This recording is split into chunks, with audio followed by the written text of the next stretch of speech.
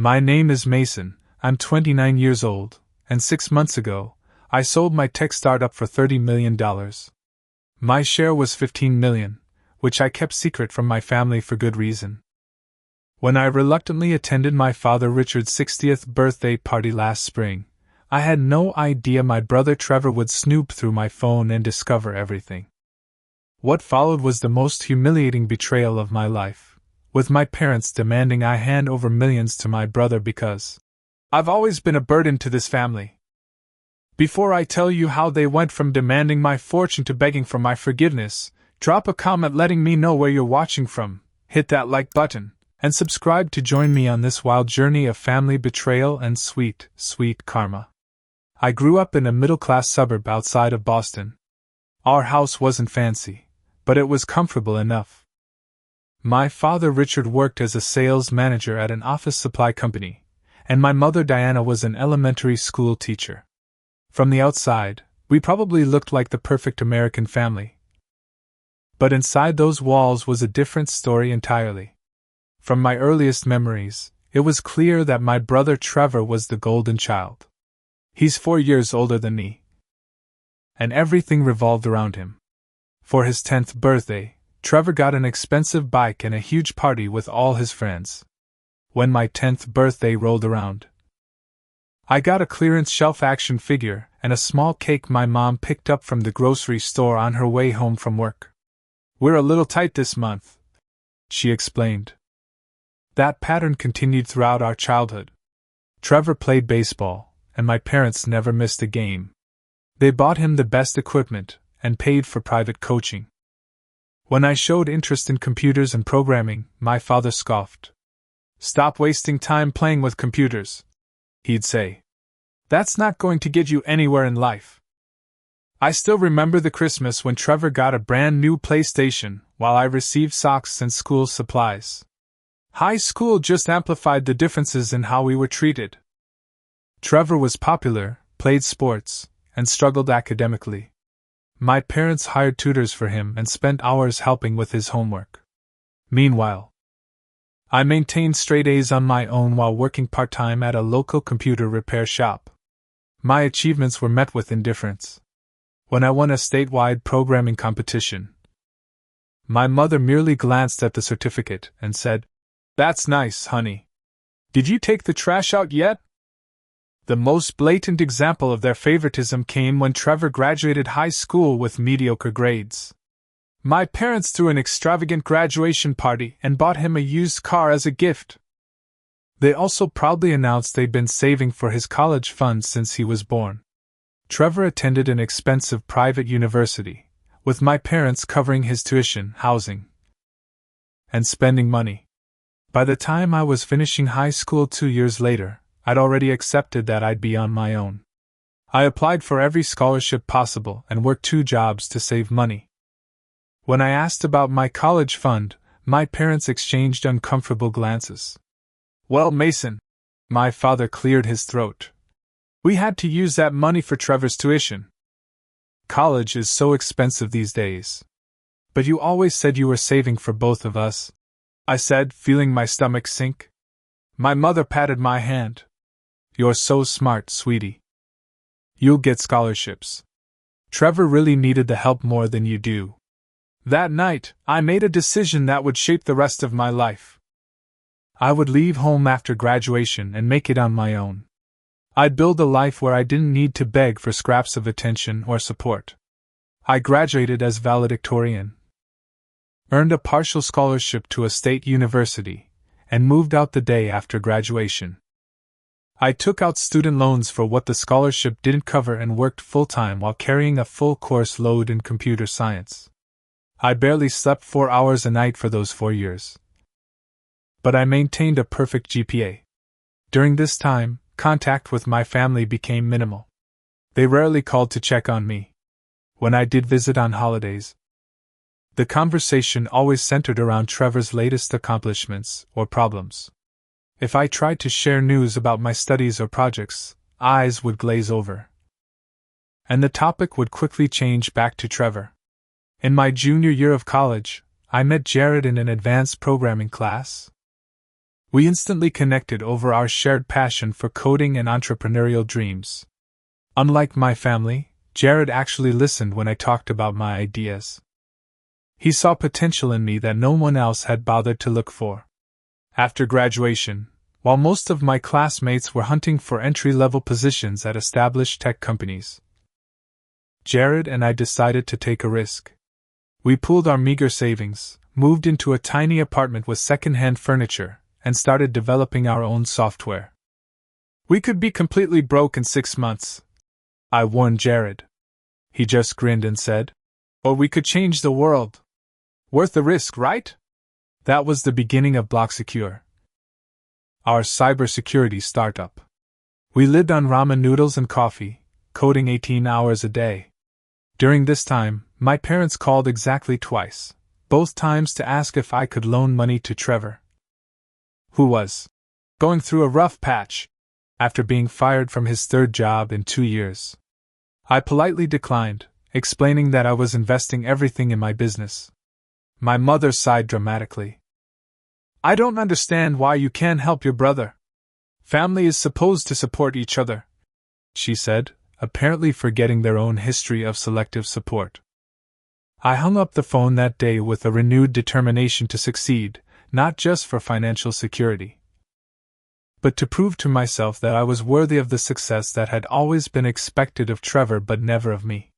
The first 2 years of BlockSecure were brutal. Jared and I worked around the clock, surviving on minimal sleep and maximum caffeine. We developed a revolutionary encryption algorithm that could protect sensitive data more effectively than anything on the market. But convincing potential clients to trust 2 unknown 20-somethings with their cybersecurity was nearly impossible. "Nobody wants to be the first to take a chance on us," I complained to Jared after our 10th rejection in 2 weeks. "Then we'll make it impossible for them to say no," he replied, his determination unwavering. We spent another 3 months perfecting our demonstration, making it so user-friendly and visually compelling that even non-technical executives could understand its value.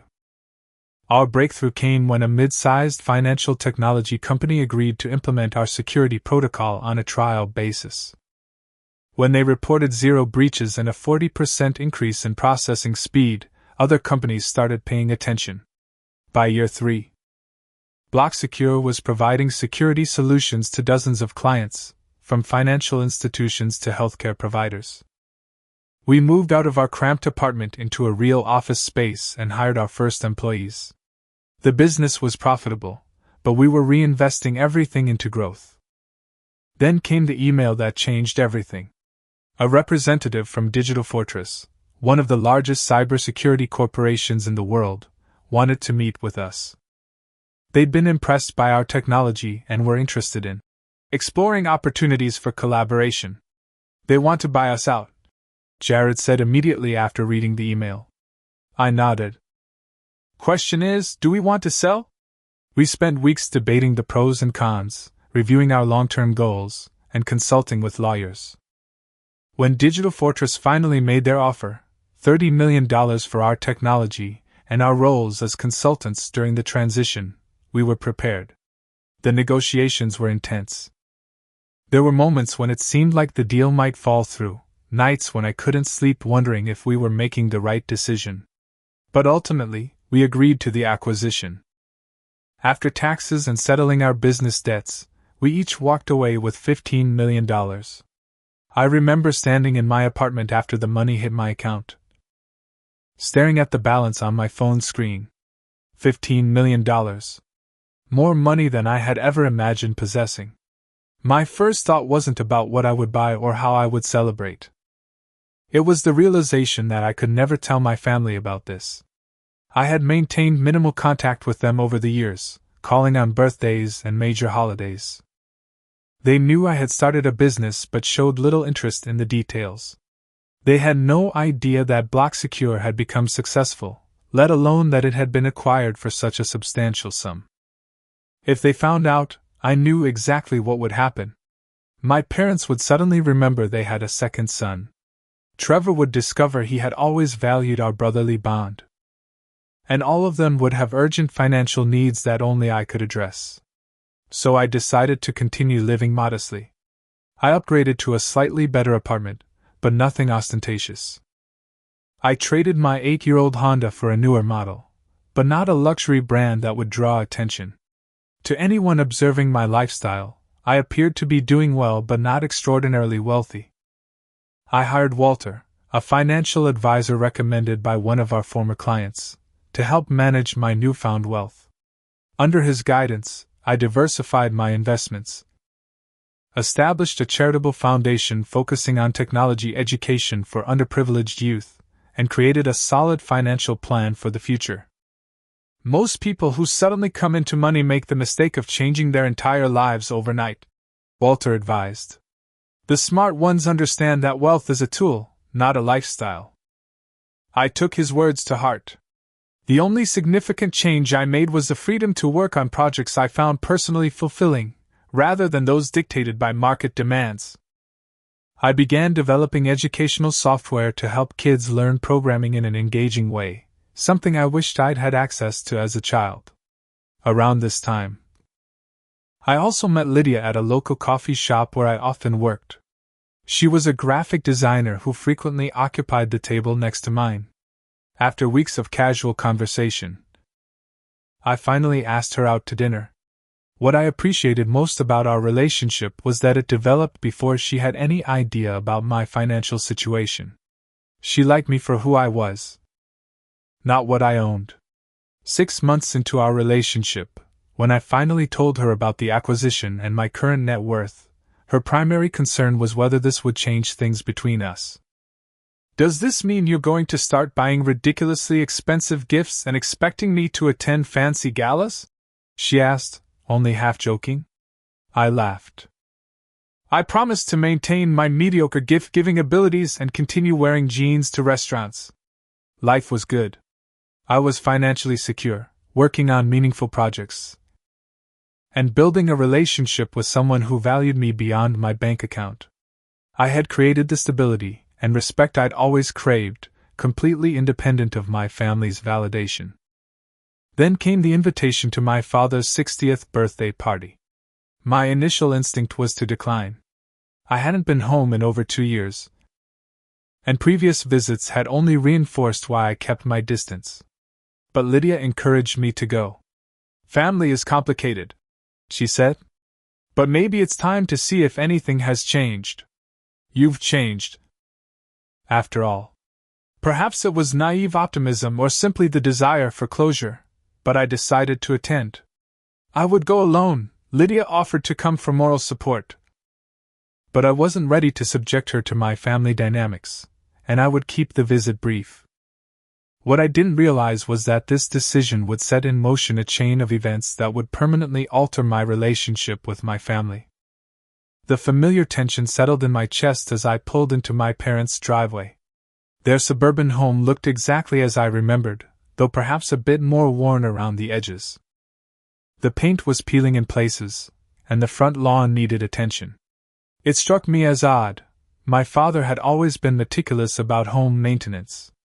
I sat in the car for a few minutes, gathering my courage. I'd brought a reasonably nice gift, an expensive bottle of scotch I knew my father would appreciate, and had rehearsed neutral conversation topics. Get in, make an appearance, leave early. That was the plan. The front door opened before I reached it. My mother stood there, a practiced smile on her face. "Mason! You made it!" Her hug was brief and formal. "Everyone's in the backyard. Your brother's been asking if you were coming."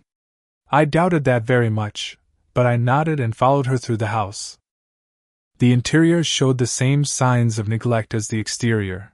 Furniture I remembered from childhood, carpet that had seen better days. A water stain on the ceiling that definitely hadn't been there before.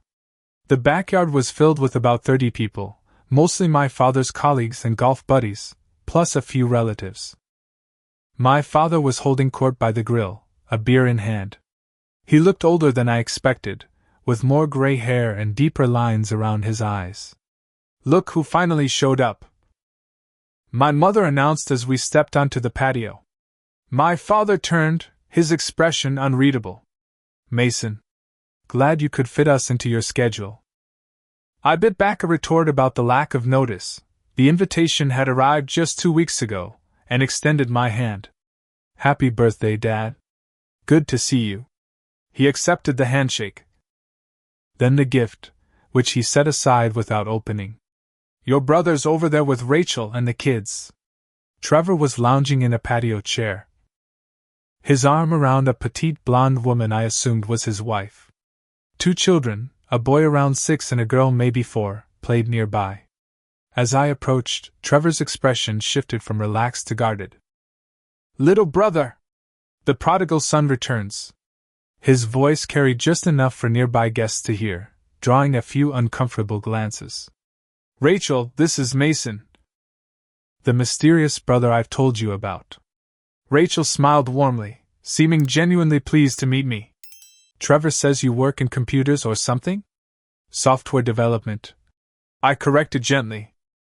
Nice to meet you, Rachel. And these must be your children? Tyler and Emma. She confirmed. Kids, come meet your Uncle Mason. The children regarded me with curiosity but little enthusiasm, which was fair considering they'd never met me before. After a brief and awkward introduction, they returned to their game. So, Trevor leaned forward. How's the business going? Still playing with code in your apartment? I gave a non-committal answer about work being steady, deliberately vague. Trevor launched into a detailed account of his real estate career, describing himself as killing it in the commercial market, though something in his tone seemed forced. Just closed a deal last month that netted me a sweet commission. Should be closing an even bigger one next quarter. I nodded politely, noting that despite his claims of success, his watch was the same one he'd had 5 years ago, and his shoes showed considerable wear. Not that these things were important in themselves, but Trevor had always been obsessed with status symbols. If he were truly killing it, he'd be flaunting newer accessories. The afternoon dragged on. I made small talk with various guests, most of whom seemed surprised to learn Richard had a second son. My mother fluttered around refilling drinks and directing conversations, occasionally throwing me looks that suggested I wasn't being social enough. My father mainly stayed by the grill, accepting birthday wishes and showing little interest in actually engaging with his guests. After an hour, I excused myself to use the bathroom. On my way back, I realized I'd left my phone on the patio table. As I approached, I saw Trevor hunched over it, his fingers moving quickly across the screen. What are you doing? I asked sharply. He startled, nearly dropping the phone. Just checking the time. My watch stopped. I took my phone back, noticing immediately that he'd opened several apps, including my banking app which required facial recognition to access. He must have held it up to my face while I was distracted talking to someone. A notification banner at the top of the screen showed a recent balance check. You went through my phone?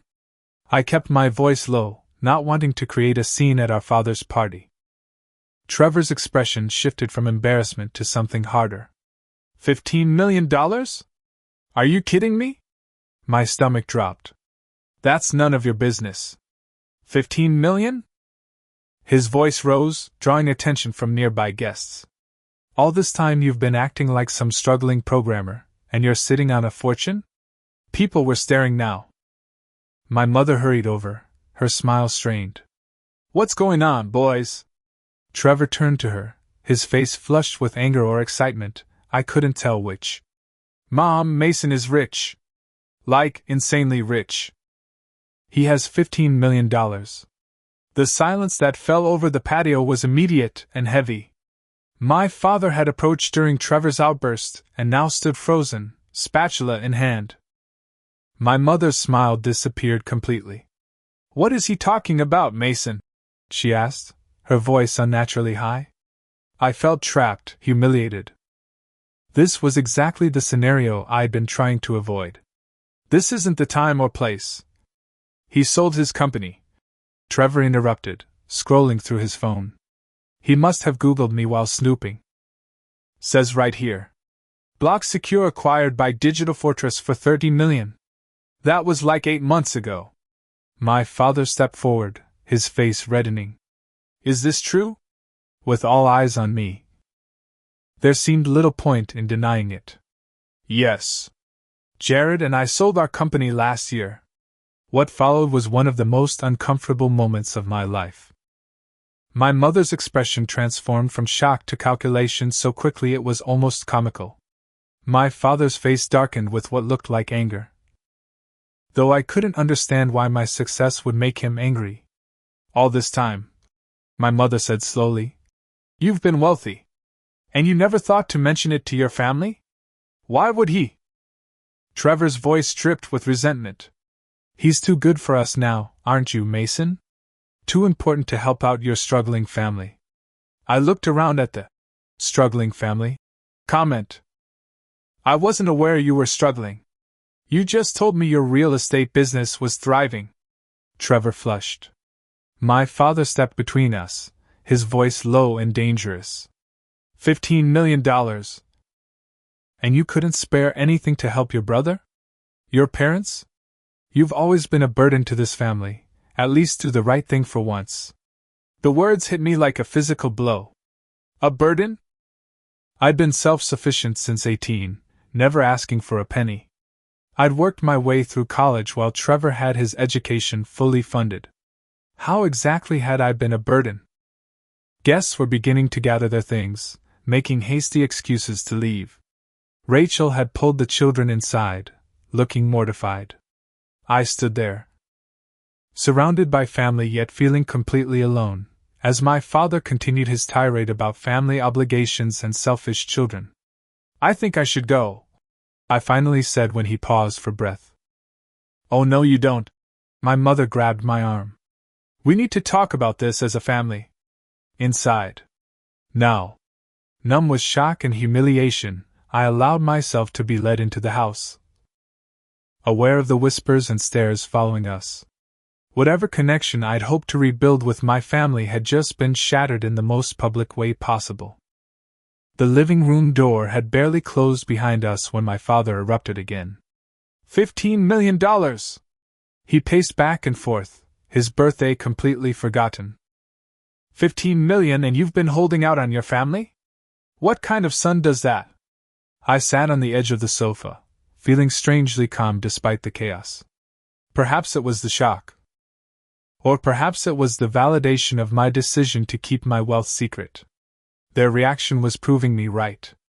I didn't hold out on anyone, I said quietly. My financial situation is my business. Trevor snorted. That's rich, literally. While you've been hoarding millions, do you have any idea what we've been going through?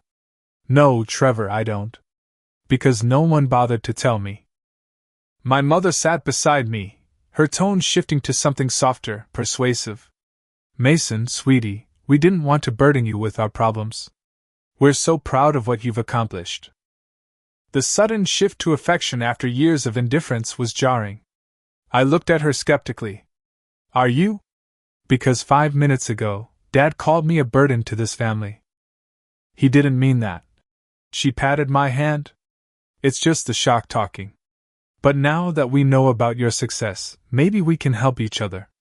What she means, my father interrupted, is that your brother is in serious financial trouble. His real estate business is failing. He's mortgaged to the hilt and about to lose everything. I looked at Trevor, who had the grace to look slightly embarrassed. What happened to killing it in commercial real estate? The market turned, he muttered. I made some investments that didn't pan out. He's 2 months away from bankruptcy. My father continued. We've been helping him make mortgage payments, but we've nearly depleted our retirement savings. The pieces fell into place. The neglected house maintenance, my father still working at 60 when he'd always talked about retiring at 55, the worn furniture. They'd been funneling money to Trevor, probably for years. I'm sorry to hear that, I said, and I meant it. Despite everything, I didn't want my family to suffer. But I don't see what this has to do with me. My mother squeezed my hand. Mason, you're in a position to help. Family helps family. Except when that family is me needing college tuition. I couldn't help pointing out. My father waved dismissively. That was different. Trevor needed the money more. And look at you now, you did fine without it. I did fine despite it. I corrected. Despite having to work multiple jobs while studying. Despite having no support system. And now you can help your brother like we helped him, my mother said, as if I hadn't spoken. He has children to think about, Mason. Your niece and nephew. Trevor leaned forward. I need $2 million to clear my debts and save the business. It's nothing to you, a drop in the bucket with what you're sitting on. I stared at him in disbelief. You want me to give you $2 million? Just like that? It's not just for Trevor. My father added. Your mother and I need to think about our retirement. We've spent most of our savings helping your brother. We were counting on his success to support us in our old age. So what exactly are you asking for? I was curious how far they would go. They exchanged glances before my mother answered. Well, we've always dreamed of a place in Florida. Something modest. Of course. Just $1 million or so would set us up nicely. And the grandchildren need college funds, Trevor added quickly. $1 million each would secure their future. I did the math in my head. $2 million for Trevor's debts. $1 million for my parents' retirement home. $2 million for the children's education. They were casually asking for $5 million, a third of my net worth, without a hint of embarrassment or gratitude. Let me get this straight, I said slowly.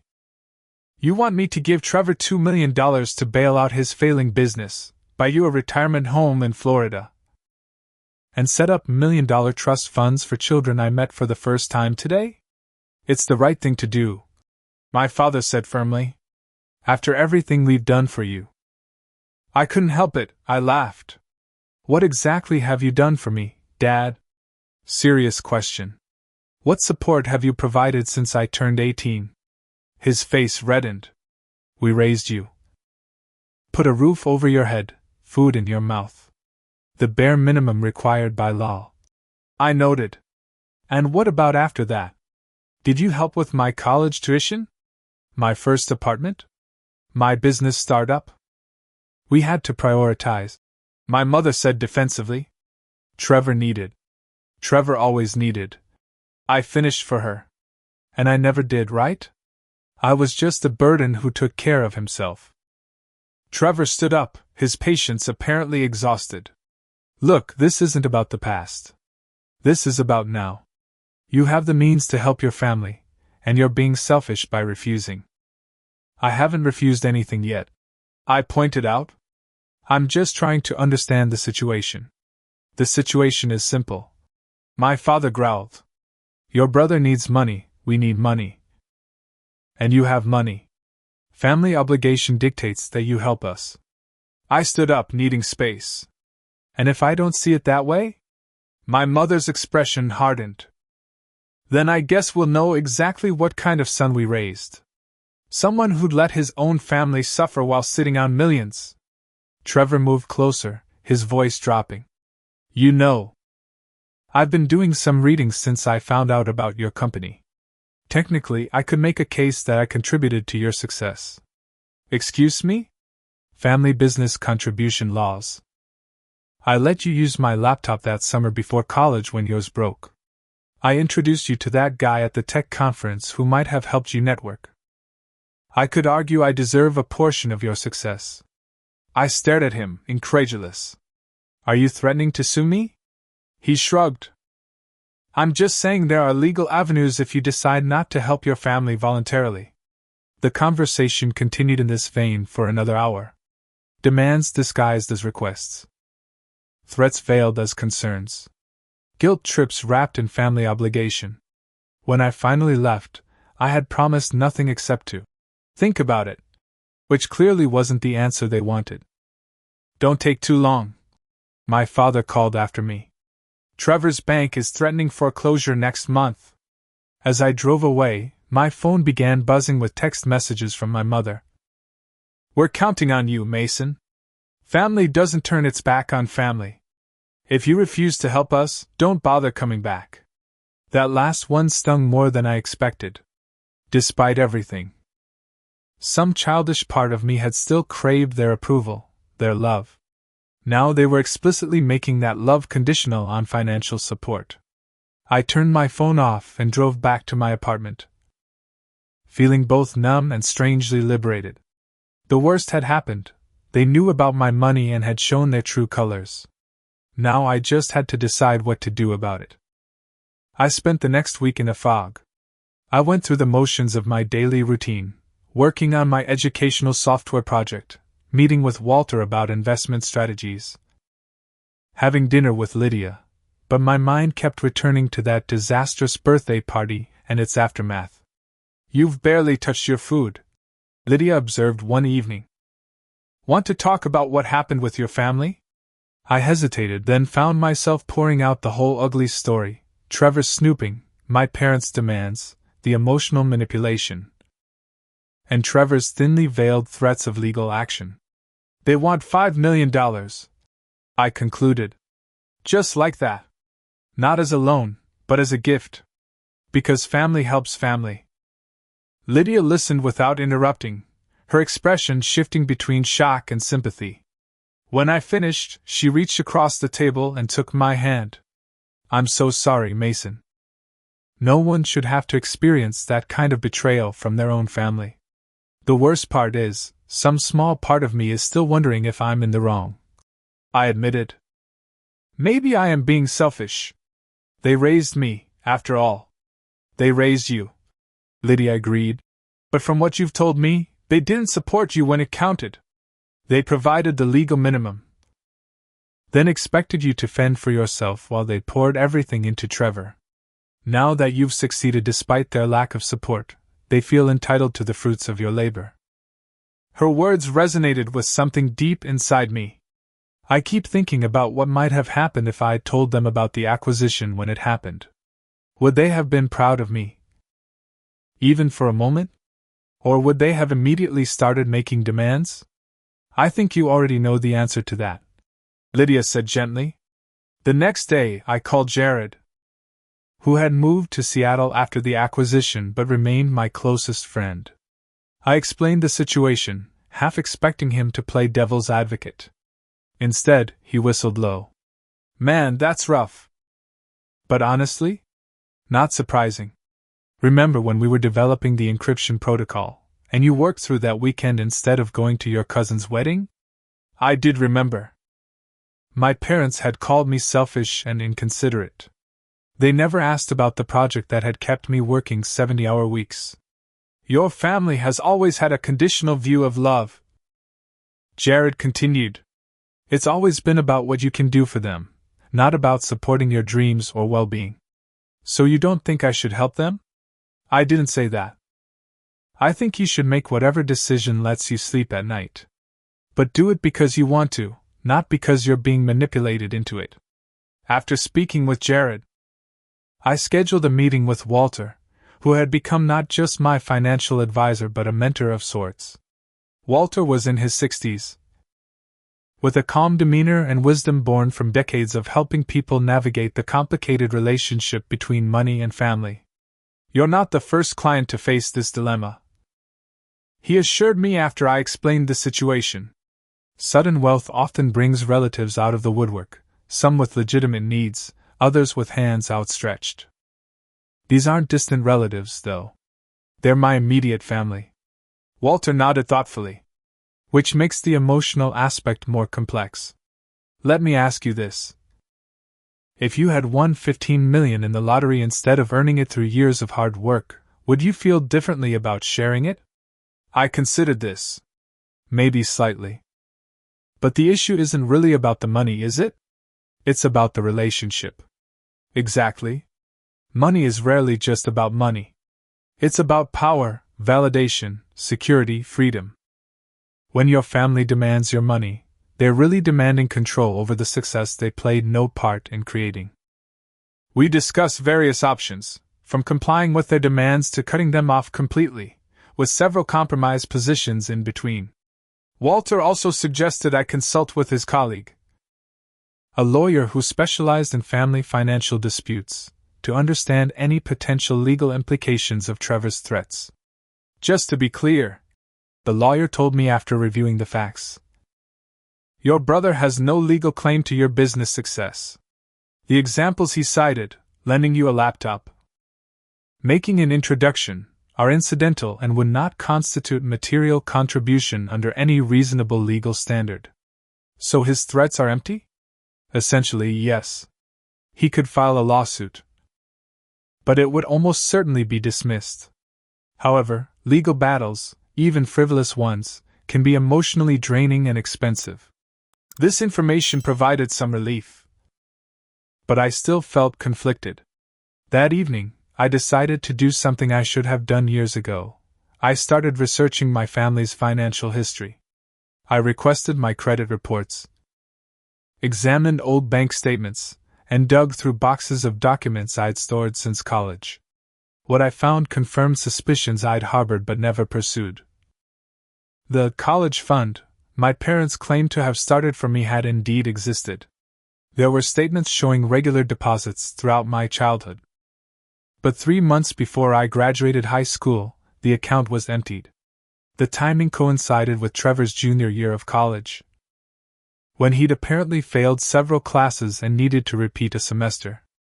They hadn't just prioritized Trevor over me, they had actively taken resources meant for me and redirected them to him. And now, they expected me to do the same with my hard-earned money. I also discovered a pattern in Trevor's financial history. This wasn't his first business failure. He'd attempted 3 previous ventures: a sports memorabilia shop, a landscaping service, and a food truck, all of which had failed within a year. Each time, my parents had bailed him out, refinancing their home twice in the process.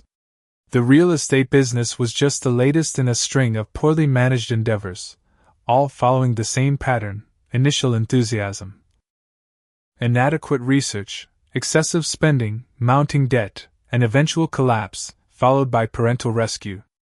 Armed with this knowledge, I spent a long night thinking about my options. By morning, I had made my decision. I would not be emotionally blackmailed into supporting a cycle of financial irresponsibility. But neither would I abandon my family entirely, despite everything. I didn't want to see them homeless or desperate. I called Walter and outlined my plan. He listened carefully, asking clarifying questions and suggesting refinements. "It's a reasonable approach," he said finally. "Firm boundaries, but not vindictive. Are you prepared for them to reject your terms?" "I am." I realized I meant it. If they're only interested in a cash handout with no accountability, then we don't have a relationship worth preserving.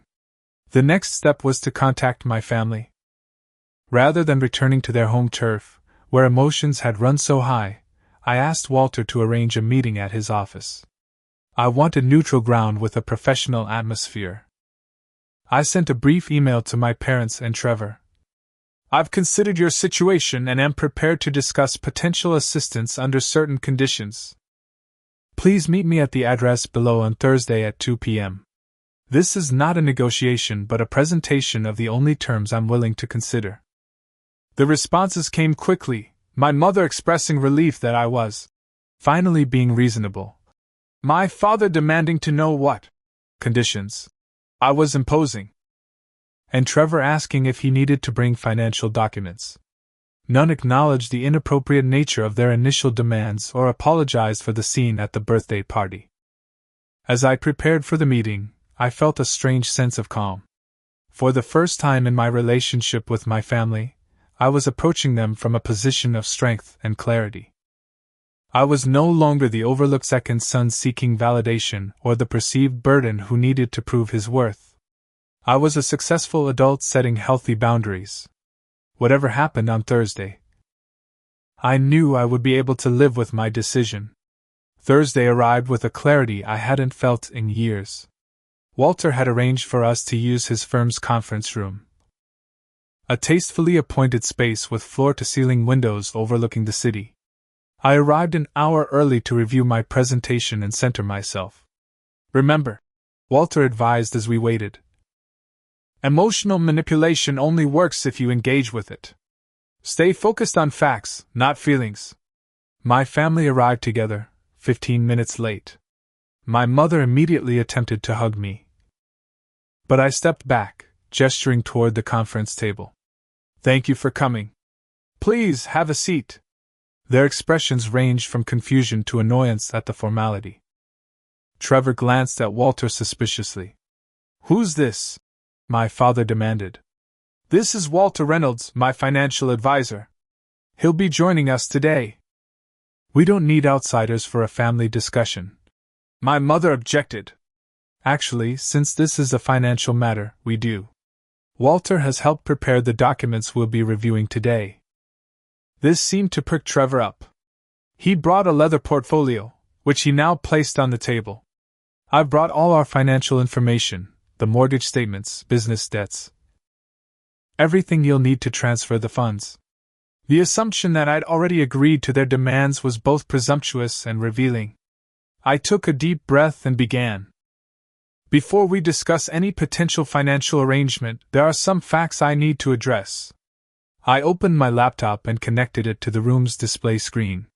First, let's talk about my college fund.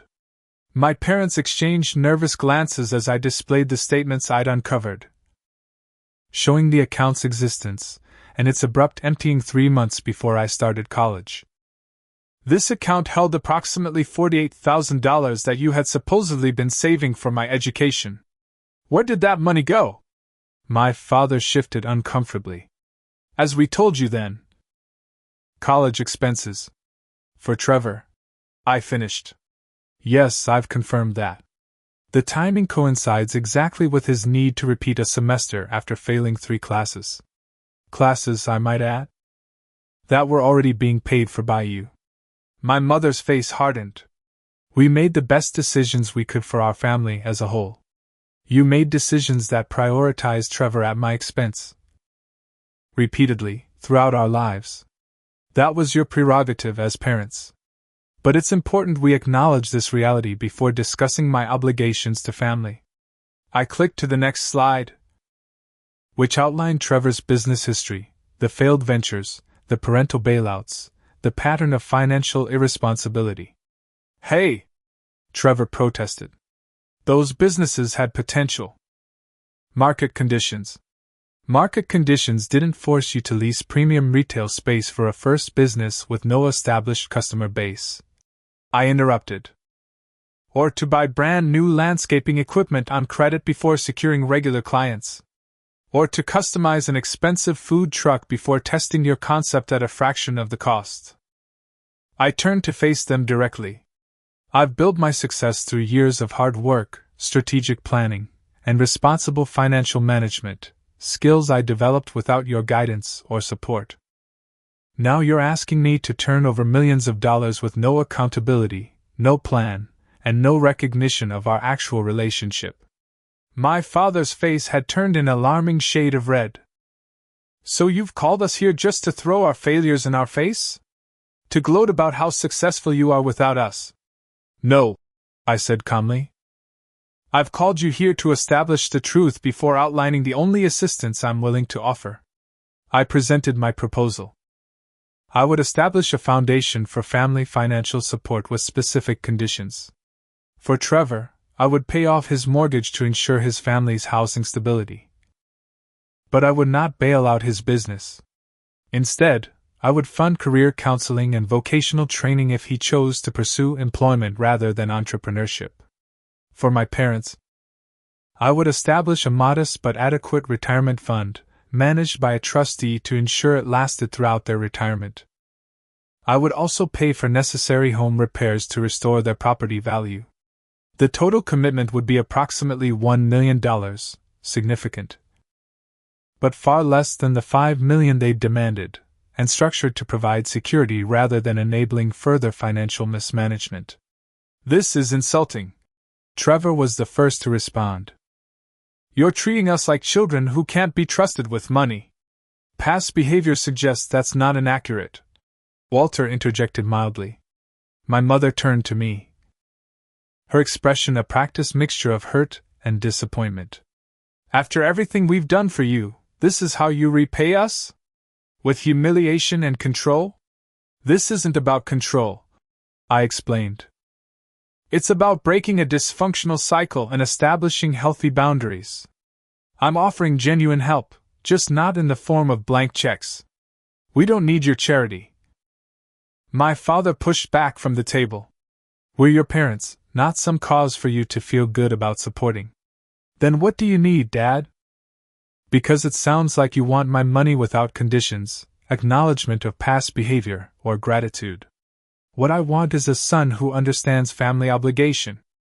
Family obligation goes both ways, I said quietly. What were your obligations to me as parents? To support both your children equally? To celebrate my achievements the way you celebrated Trevor's? To help fund my education the way you funded his? A heavy silence fell over the room. My mother was the first to try a different approach. Mason, sweetie, we're sorry if you felt overlooked growing up. We tried our best with both of you boys. But right now, Trevor's need is urgent. He could lose everything. I understand that, which is why I'm offering to secure his family's home. But I won't fund another business failure. And I won't be emotionally blackmailed into giving money with no accountability. Trevor stood abruptly. This is pointless. He's made up his mind to punish us for not treating him like the special genius he always thought he was. This isn't about punishment. I maintained my calm. It's about breaking unhealthy patterns. It's about control, my father countered. And arrogance. You think your money makes you better than us? No. I think my money makes me a target for family members who showed little interest in me until I had something they wanted. The meeting deteriorated from there. Trevor stormed out first, followed by my father. My mother lingered, making one last attempt at persuasion. Mason, please reconsider. We're family. We should support each other without all these conditions and judgments. I am supporting you, just not in the way you want. My offer stands, but it's the only one I'll make. After they left, Walter and I sat in silence for several minutes. That went about as expected, he finally said. Yes. Despite anticipating their reactions, I felt a profound sadness. I guess that's that. Perhaps. But in my experience, people often reject reasonable boundaries initially, then reconsider when reality sets in. Walter's prediction proved accurate. 2 weeks passed with no communication from my family. Then, Trevor's wife Rachel called. Mason, I'm sorry to bother you. Trevor doesn't know I'm calling. The bank has scheduled a foreclosure for next month. The children are terrified about losing their home. I reaffirmed my offer to pay off their mortgage, explaining the conditions. Rachel, unlike Trevor, seemed to understand the reasonableness of my position. I'll talk to him, she promised. He's stubborn, but he loves his children. He'll do what's necessary for them. A week later, Trevor grudgingly accepted my offer to secure his family's home, though he refused the career counseling. My parents initially maintained their position that my offer was insulting, but as their financial situation deteriorated further, their resolve weakened. 3 months after our meeting, my father lost his job, the company was downsizing, and at 60, he was among the first let go. With their savings depleted and retirement now an immediate concern rather than a future one, they finally contacted me. We've thought about your offer, my mother said stiffly. While we don't agree with how you've approached this, we're willing to accept your help with retirement planning. It wasn't an apology or an acknowledgement of past behavior, but it was a step toward reality.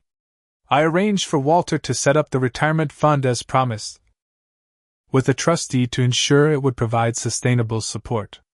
The aftermath was complex. Trevor's business officially declared bankruptcy, and he eventually found employment with a large real estate firm, ironically doing better financially as an employee than he had as an entrepreneur. My parents downsized to a smaller home. With the proceeds from their house sale, after repairs I funded, supplementing the retirement account I'd established. Our relationship remained strained. There were no warm family gatherings or heartfelt reconciliations. But there was a new clarity, a removal of the financial tension that had allowed old patterns to persist. For the first time, we were relating to each other based on who we actually were, not who we pretended to be or what we could provide. It wasn't the family bond I'd once hoped for, but it was honest. And in that honesty, I found a freedom I hadn't known I was missing. 6 months after the confrontation in Walter's office, I received the first of what would become a series of increasingly desperate messages from my family. The initial confidence that they would find alternative solutions to their financial problems had given way to the harsh reality of their situation. Trevor's position at the real estate firm hadn't worked out. He'd clashed with management over their restrictive policies, likely basic professional expectations, and had been let go after just 3 months. Despite the security of their home being guaranteed through my intervention, they were struggling to pay utilities and buy groceries. My parents had moved into their smaller home but were finding it difficult to adjust to a more modest lifestyle. Their messages oscillated between thinly veiled demands and outright begging. "We're eating ramen noodles every night while you sit on millions," my father wrote in one particularly bitter email. "Is this what you wanted? To see your family suffer?" What they failed to understand was that I took no pleasure in their struggles. I had offered substantial help, just not the unconditional cash transfers they wanted. The mortgage on Trevor's home was paid in full. My parents had a secure retirement fund that provided a reasonable monthly income. Their suffering came not from lack of support but from an inability to accept financial reality and live within their means. After consulting with Walter, I decided on a measured response. I would not provide additional direct financial assistance, but I would offer access to resources that could help them develop better financial habits. "I understand you're going through a difficult transition," I wrote back. "I've arranged for 3 sessions with a financial counselor who can help you create a sustainable budget based on your current income. If you're interested, please let me know, and I'll make the introduction." The response was predictably hostile. My mother called it condescending charity. Trevor didn't respond at all. But 2 weeks later, to my surprise, Rachel reached out again. "Mason, I want to accept that offer of financial counseling. Things are really tight, and I need to make sure the kids' needs are met. Trevor doesn't know I'm contacting you. He's still too proud." This became the pattern of our new family dynamic. Direct communication with Trevor and my parents remained minimal and tense, while Rachel became an unexpected bridge. Through her, I was able to maintain some connection with my niece and nephew, sending them birthday and Christmas gifts, and occasionally receiving updates about their lives. As for my own life, the resolution of the family financial drama allowed me to refocus on the future I wanted to build. Lydia and I moved in together, combining our creative energies on projects that excited us both. She contributed her graphic design expertise to the educational programming platform I was developing, creating interfaces that made coding concepts accessible to children from all backgrounds. This project evolved into the Tech Horizons Foundation, a nonprofit dedicated to bringing technology education to underprivileged communities. We developed free programming curricula for schools in low-income areas and established scholarship programs for promising students who lacked financial resources. "This feels like coming full circle," I told Lydia as we awarded our first round of scholarships. "Creating the opportunities one wish I'd had." "It's more than that," she observed. "You're not just providing financial support, you're giving these kids the confidence to believe in their abilities. That's something money alone can't buy." She was right. In mentoring these students, I recognized the same hunger for validation I'd experienced growing up. The difference was that I could now provide not just financial resources but also the emotional support and recognition these young people deserved. One particularly meaningful development came when I established the Future Innovators Scholarship specifically for students who demonstrated exceptional promise in technology fields but lacked family support. The application process included an essay about overcoming obstacles, and reading these students' stories helped me process my own experiences in a new light. It's strange, I told Walter during one of our now regular lunch meetings, but helping these kids has made me feel less bitter about my own past. Their resilience is inspiring.